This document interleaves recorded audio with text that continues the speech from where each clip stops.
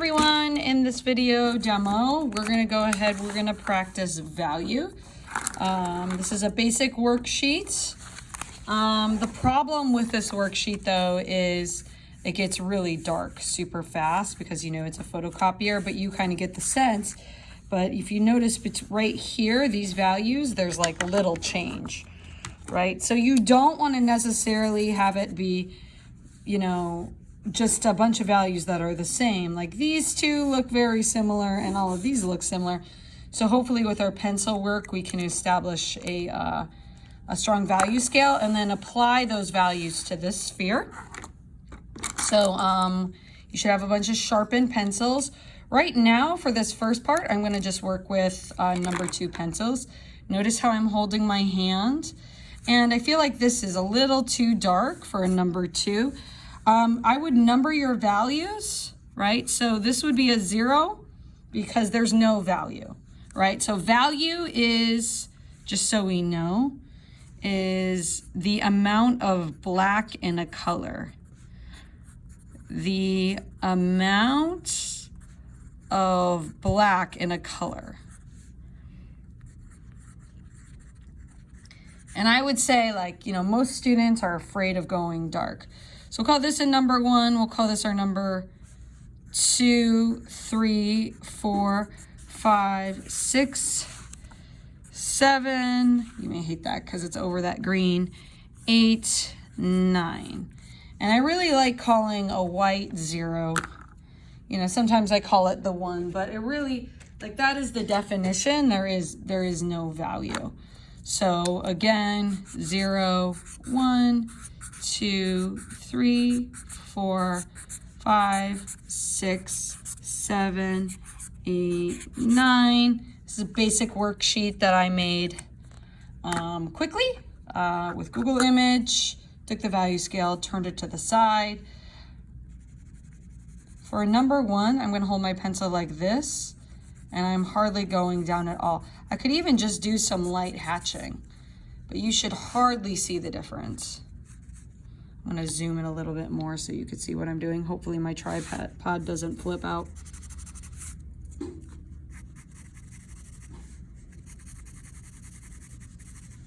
Okay, so 0, 1.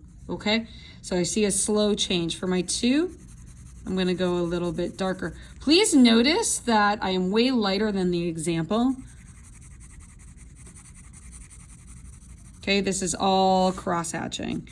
Cross-hatching, that's getting a little closer together. 1, 2. 0, 1, 2. Okay, I'm going to switch to my pencil that isn't so dull. Blick number 2 pencil, sketching pencil. Okay. Now I feel like these two are similar. I'm also looking through the iPhone to see what you guys see. I'm going to bring that down a little bit more. I'm going to zoom in a little bit more. Awesome. Okay, so I should see a slow jump. Maybe I'm going to add some light cross-hatching to bring this 2 so it's more in the middle. 3. Now the thing is I can always go darker, right? So it's like a subtle change.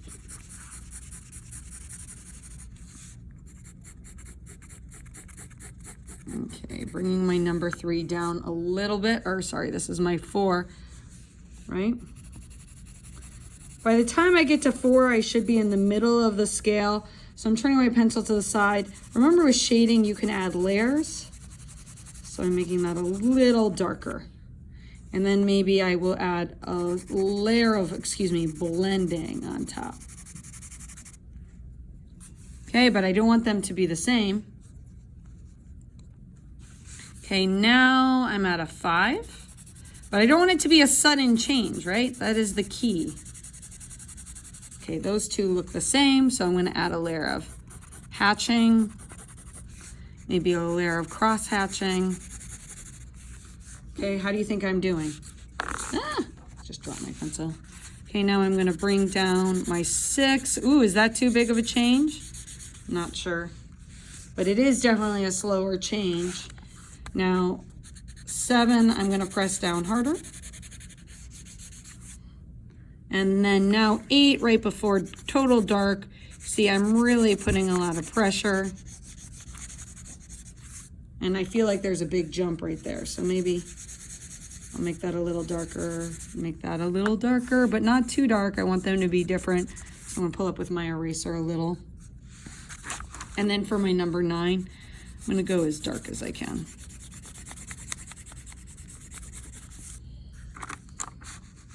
Okay, so I feel like these two are the same. So stop, self-monitor, maybe pull some up. You can also, but it's not required, experiment with using a darker value pencil. Darker value pencils are kind of like within the B range. When we have our project, I'll go ahead and I'll pull some of those out. But this darker value pencil helps me to get a darker value. You could see how quickly I can bring stuff down, adding some hatching. Maybe I'll bring down my 8. It's hard to erase with these softer lead, darker value pencils. So that's why you want to use them at the end. Okay. So basically, like, one of the things we got to teach is drawing is about layering. Okay. Those look very similar to me.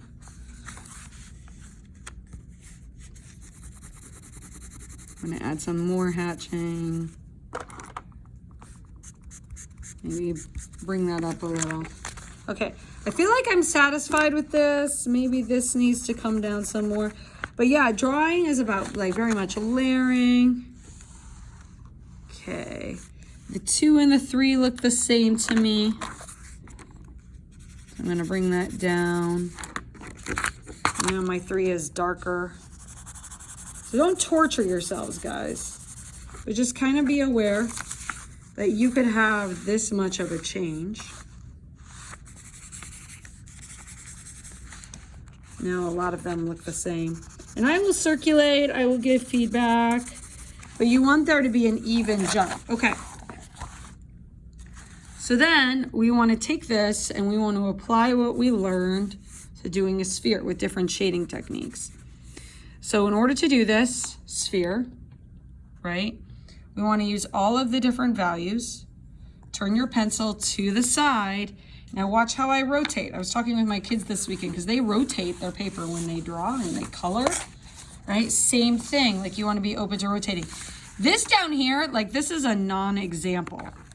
See right here how there's a sudden change here and there's like a sudden change here, right? It isn't subtle. It isn't a slow change in value. What you want it is, because you have a pencil and you're not a big old photocopier, you want a slower transition. So I'm going to turn this to the side to start off with, and I'm going to go dark to light, knowing that it's going to be light right here. Turn to the side, dark to light. Now I'm not going to be as dark up here. Already I'm wondering if I went too dark. Not sure how I feel about this Blick pencil. Up here, it's like hardly anything. But notice how I'm blending. Notice how I'm holding my pencil and I'm rotating. Rotating. Okay, it's very subtle. Okay, this is going to be my 0, right? And I want to actually see you like annotating. Like that's my 0. I want you to annotate your drawings. I want to see the thinking. Okay, over here by my 0, I should hardly do anything. So notice how I started with some of the super light values, right? Dark to light, and how there's like a slow change. I'm not gonna go all dark, crazy dark first. Okay, I'm rotating now. And this is where it's the darkest, right? And you could like go ahead and just give yourself a clean boundary. There is something called reflected light, which is like a little bit of light down at the bottom. Because the light comes in, it hits the table, and it jumps up. So you could play with leaving a little bit of light value down at the bottom. But now, here I am at my 9. I'm gonna go dark. This is where I got my 5, my 6. Oh my gosh, the camera is shaking. All blending. And a little bit of light. Okay, is it perfect? No, that's why we keep working at it. Dark to light.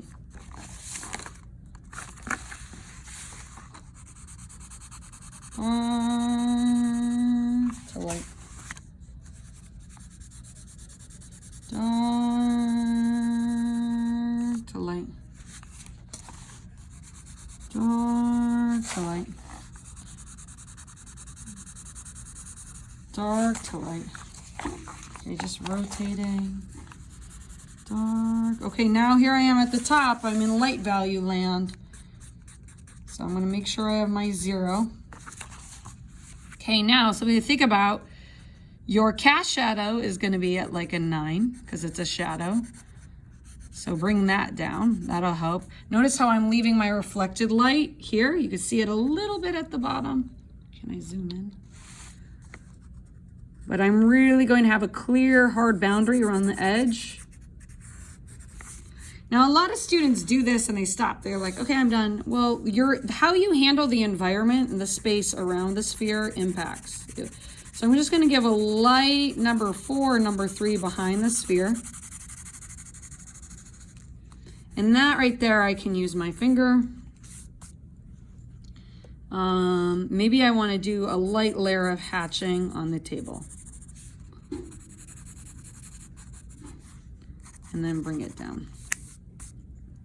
If you want, not required, you could go ahead, bring in that dark value and just get some of your 9 and your 8 in there and really bring it down low. Not required.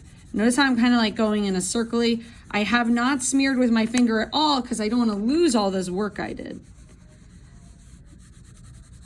But I want it to slowly change. Now that I brought in that dark value, I'm going to add another layer with the Blick pencil. I would say this is my 3 and my 4, dark to light. But you keep working at it. And now that I have that background value, right? The fact that this is a 0 is more meaningful. Okay. Stop. If you want, you could play with something called a blending stump. And the way a blending stump works is it's like a magical finger. Now, I wouldn't go too crazy, right? Just a little. Not required.